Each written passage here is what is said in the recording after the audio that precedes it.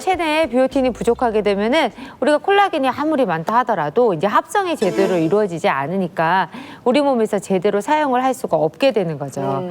그런데 이렇게 중요한 비오틴이 사실은 우리 몸에서는 만들어지지가 않아요. 그러니까 반드시 외부에서 섭취를 해야만 한다는 건데, 그런데 우리나라 사람들의 이 비오틴 섭취량은 절대 부족 상태입니다. 절대 부족. 왜 이렇게 말씀을 드리냐면, 조사를 해봤더니 한국인의 10%만이 하루 권장량을 충족하는 비오틴을 섭취하고 있더라. 10%, 그럼 90%, 즉 89.5%는 비오틴 결핍 상태를 보였다고 해요.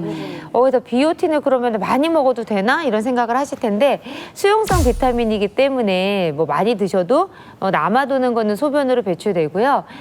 또 계속해서 필요한 양이 매일매일 있기 때문에 꾸준히 섭취하는 게 중요합니다. 네, 좋은 꿀팁인데요. 이렇게 저분자 콜라겐 펩타이드와 비오틴을 함께 챙기면 좀비세포를 막고 콜라겐을 사수해서 피부 건강을 지키는 데도 도움을 받을 수 있는 거겠죠. 네, 도움을 받으실 수가 있습니다. 앞서 좀비세포가 생기는 이유가 활성산소와 면역력 저하라고 말씀을 드렸는데요.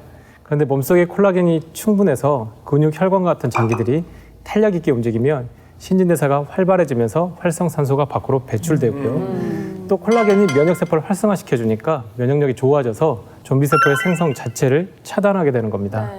그뿐만이 아니라 좀비세포로 인해서 소실된 콜라겐을 다시 동일한 구조의 저분자 콜라겐 펩타이드가 채워주게 되면서 피부 건강을 개선하는 데도 도움을 받을 수 있죠. 그러니까 실제로 저분자 콜라겐 펩타이드를 매일 1000mg씩 꾸준히 복용한 섭취군에서 6주 만에 피부 보습이 개선되었다고 하고요.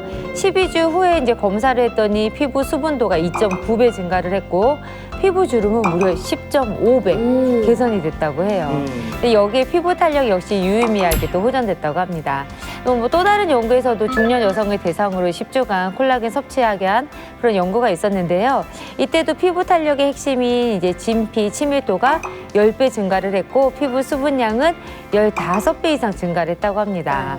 그리고 또 피부 주름은 11배나 감소를 했다고 해요. 근데 더욱 놀라운 거, 이렇게 좋아진 게 섭취를 중단했는데도 2주 후에도 계속적으로 좋아진 게 유지됐다고 합니다.